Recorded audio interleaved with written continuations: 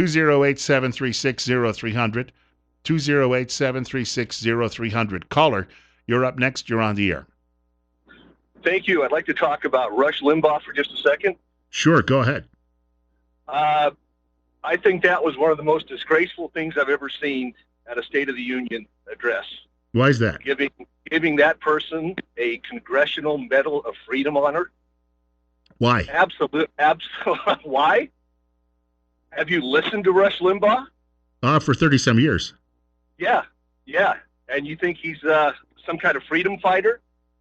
Pretty much, yeah. The man has said some of the most despicable, disgraceful things that have ever been said on the airwaves. You listen to him then, right? You're telling me, because you know this, because you've heard him.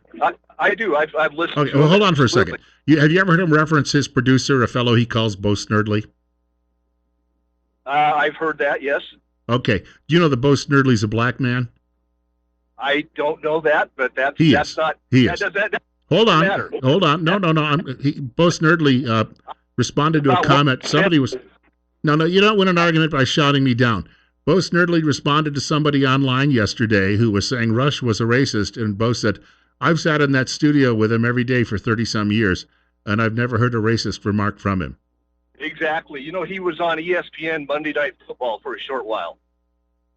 And, of course, he got kicked off of that after about 6 weeks. Did you watch the Michael Vick? I actually used to be able to bring up Rush's quote on that, and because Tom Jackson sat there and agreed with him that night. If you remember, Tom Jackson is also a black man. And Rush did not say anything negative about Donovan McNabb. Rush said it's the media who wants McNabb to succeed because he's a black quarterback. He said nothing about McNabb being inferior because he was a black man. What a ridiculous statement that is. But that's true. Liberal media would like to promote various people. Liberal media would like to promote various people because that way they can promote a certain, call it the narrative. There are a lot of people who wanted Donovan McNabb to succeed. But to say that Rush is criticizing media, he's not criticizing Donovan McNabb. And the problem is you liberals have this transference where you immediately go, aha, we have an opportunity to get Limbaugh. We'll just misquote him or we'll twist his words. And that's terribly unfair. And it shows just how devious you people are. No, we're not devious. I've listened to Rush Limbaugh. Do you remember when he had a TV show with Dan Coulter? Oh, good grief. I used to listen to Keith Olbermann. You want to talk about a guy or some of these other freaks on the left who've been on television and radio. I got to be honest with you. Pal, go tune in NPR. National Palestinian Radio will make you feel a lot better, and you can have your Mapo too. Caller, you're up next. You're on the air. You're on KLIX. Go ahead. Good morning, Bill. Excuse me for calling back a second time, but I had to respond to that last fella. Sir, I don't know you. You don't know me. My name's Butch from Jerome. I'm easy to find. I can't understand how brainless, heartless parasites you people are. Rush Limbaugh has done more undercover for black people, white people, I'm sure Oriental, I'm sure Hispanic, and all you can do is come on TV when that man is sick as he is, and I mean with the cancer, and say something like that. You've never met him. You say you listen to him. I think, sir, you're a liar. I don't think you listen to him, because if you listen to him, as long I've been listening to him since November of 1989, sir, you would know what he's talking about. But you're a full-fledged dog liar, sir. Rush Limbaugh has done a lot for this country, and the only people who complain, bitch, and moan about him is morons like you. Hey, thank you, Butch. Thank you for the call. I've mentioned this before. I used to work with Doug Beatty. Doug is the oldest son of the actor Ned Beatty. Ned is so far left, Doug used to call his dad an actor and a communist. And Ned Beatty and Rush Limbaugh were the best of friends. They used to have a charity golf tournament that they would play in every year together, and they would raise millions and millions of dollars each year for cancer research. And Ned Beatty says that when you meet Rush Limbaugh, first of all, what he does on air is a performance. It's a show. You got it? It's about putting people in the tent. Whether you're doing a liberal show or a conservative show, here's what it comes down to. How many people can you put in the tent?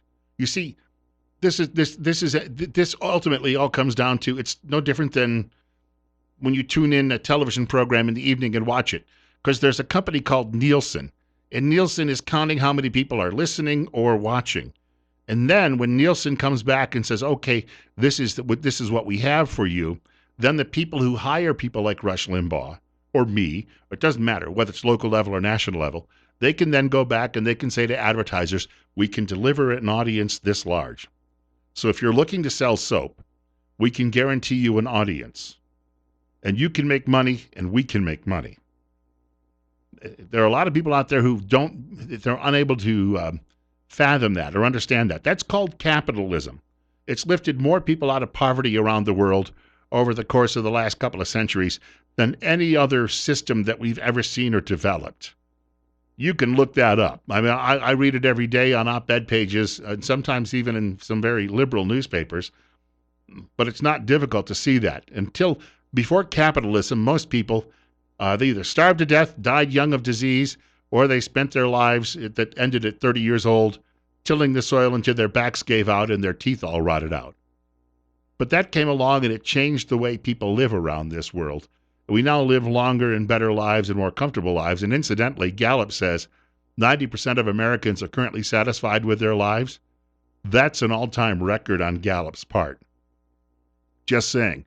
You know, when I hear Bill Maher say nasty things about people like Sarah Palin, who I don't even believe he knows, and yet liberals, that's funny, because she's not a liberal, therefore it's okay to make fun of her. You know, the other day a school teacher got suspended in Milwaukee, Wisconsin, because he said that he hoped Rush was in severe pain and died soon.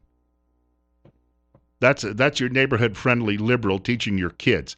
Now, do I believe he should be fired for saying that? Because Rush shouldn't be fired for saying that, you know, folks writing in the media want a black quarterback to succeed. But he was. All right, but if we're going to play by those rules, then you've got to be fired or suspended for saying you hope Rush suffers and dies. Right? It's fair is fair. It's funny. Liberals are getting bitten in the ass now by the same politically correct rules they set up for everybody else. It's 45 right now. By the way, I don't think that teacher should be suspended. I don't know that he should be teaching kids, but his personal time, his personal opinion is his own dang business. But again, you set the rules, and if they're the rules for us, they're the rules for everybody. The Rush Limbaugh program, by the way, on the way in just a moment on News Radio 1310, KLIX, and newsradio1310.com. Bill Colley saying, God willing, the creek don't rise. I'll be back here Monday morning between 6 and 10 a.m.